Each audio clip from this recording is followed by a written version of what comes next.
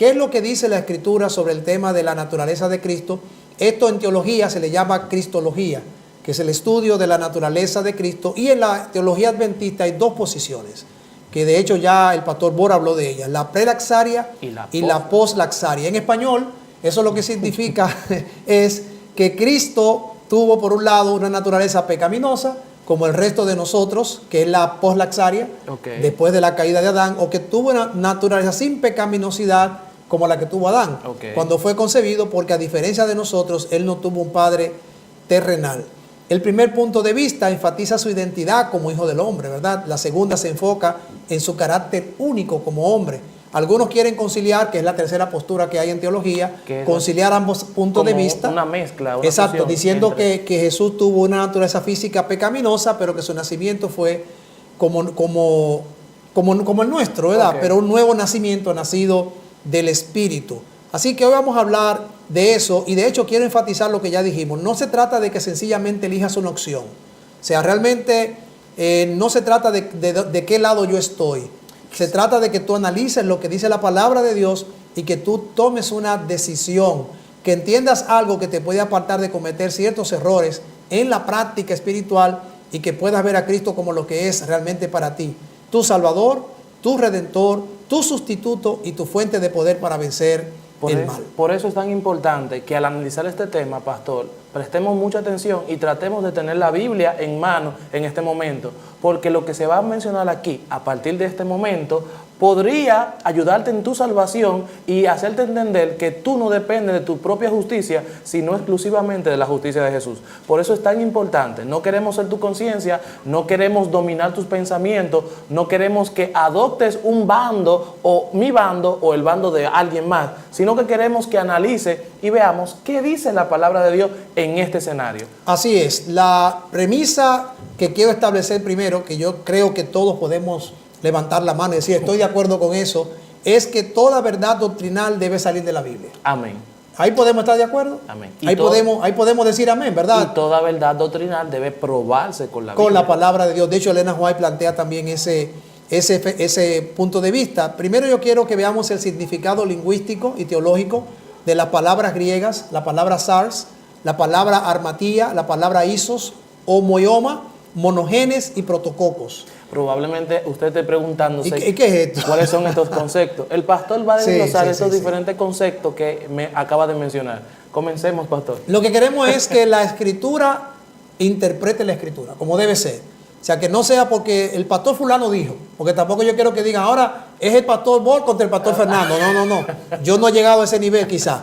Pero, aunque los niveles son los seres humanos que lo ponen, ¿verdad?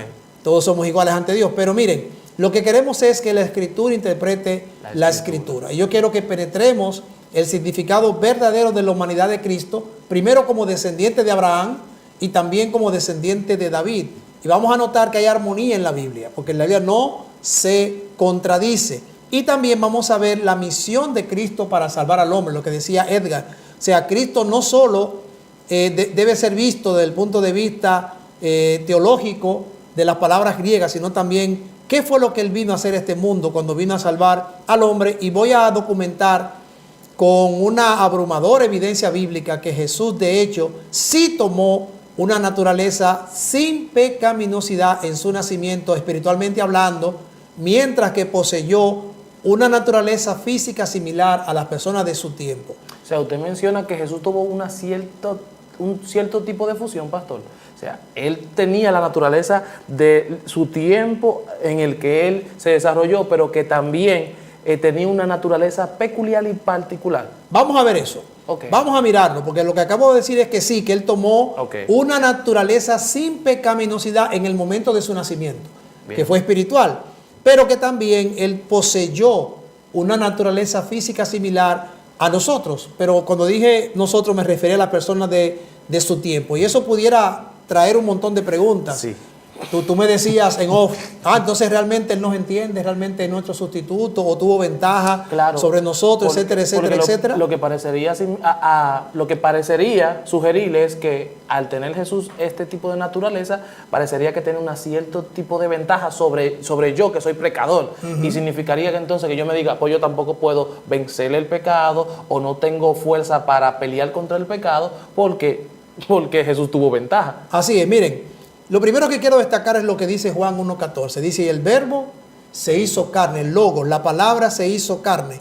La palabra griega para carne es la palabra sars. Okay. Esa palabra aparece 151 veces en el Nuevo Testamento y en el lexicón, el lexicón griego en inglés le da 8 significados. O sea, puede significar el material que cubre un cuerpo.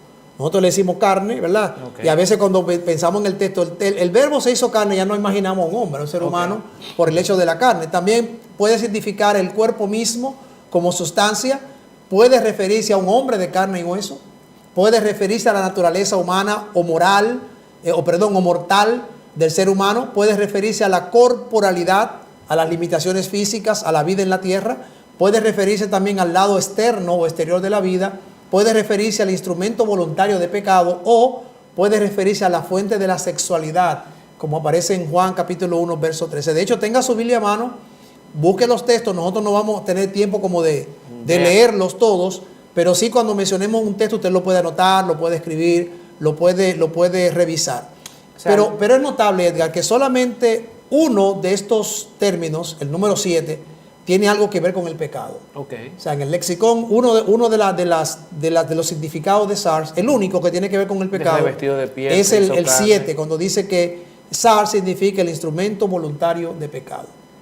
O sea, que pudiéramos decir, si tomamos, traducirlo en palabras de traducirlo en nosotros. esas palabras, que Jesús entonces voluntariamente tomó el cuerpo o la naturaleza de pecado. Ahora, la palabra que se utiliza en griego para pecado no es SARS, es la palabra amartía. El diccionario teológico de Schweitzer indica que SARS puede designar una esfera terrenal, pero no necesariamente una esfera pecaminosa y hostil hacia Dios. También dice que SARS puede significar un objeto de confianza. Aquí lo que es pecaminoso no es la SARS, sino la confianza en ella. O sea, no es la carne. Okay, sino depender de la carne. Cuerpo no. Exacto, lo pecaminoso no es la carne, sino depender de la carne. Cuando usted entiende SARS en un sentido teológico pleno, como Pablo la menciona en Gálatas 5:24, denota el ser del hombre, el cual se determina no por su sustancia física, sino por su relación con Dios. Okay. No sé si van captando la idea, Edgar. Se va captando. Cuando Cristo se convirtió en carne, no está diciendo que simplemente recibió un cuerpo humano. De hecho, el propio Cristo, en Hebreo 10:5, cuando Él define su encarnación, Él dice, a ti no te complacen sacrificios ni ofrendas, en su lugar me preparaste un cuerpo. Me preparaste un SARS. Y eso está de acuerdo con lo que Pablo escribió en 1 Timoteo 3:16, cuando él dice, Cristo fue revelado en un cuerpo humano. La palabra griega para cuerpo no es SARS, en este caso es soma. Pero la palabra cuerpo en 1 Timoteo 3:16 no es soma, sino SARS. O sea, hay como un juego de palabras. Exacto. Ahí. En Hebreos Cristo usa la palabra soma, pero Pablo cuando habla de que Cristo fue revelado en un SARS, en un cuerpo, usa la palabra SARS. Simplemente significa encarnación y no pecaminoso. O sea, fue colocado en un cuerpo en donde no había ni un rasgo de pecado. Correcto, fue colocado en carne, pero no se hace referencia a que, ya dijimos que el SARS no es pecaminoso, sino que es un ambiente no hostil hacia Dios. Ahora, ¿cómo entendemos entonces cuando dice en Romanos 8:13 que Dios envió a su Hijo en semejanza de carne de pecado? Porque daría la idea de que yo, al enviar a mi Hijo en semejanza de pecado, es como que lo estoy enviando envuelto en pecado. Ok, o participante del pecado. Pero Pablo pudo haber escrito, Dios envió a su Hijo en carne pecaminosa. Pero no lo hizo. Pero no lo hizo. O sea, o pudo haber escrito, Dios envió a su Hijo en semejanza de carne.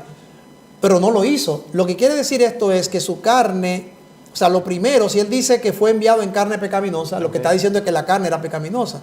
Pero si dice que Cristo fue enviado en semejanza de carne, que es lo que Pablo dice, en semejanza de carne de pecado, lo que está diciendo es que parecía estar en la carne, pero en realidad él era un ser extraterrestre tal vez, que de hecho algunos han malinterpretado ese texto para decir eso. O sea, que era alguien fuera de la esfera humana y por lo tanto no estaba al alcance de la humanidad. O sea, exacto. Básicamente estoy en un cuerpo y porque estoy en ese cuerpo yo no tengo ningún contacto con la tierra aún estando en la tierra. Correcto. Mi cuerpo básicamente repele todo lo que he pecado y no me da la oportunidad de yo caer en una tentación.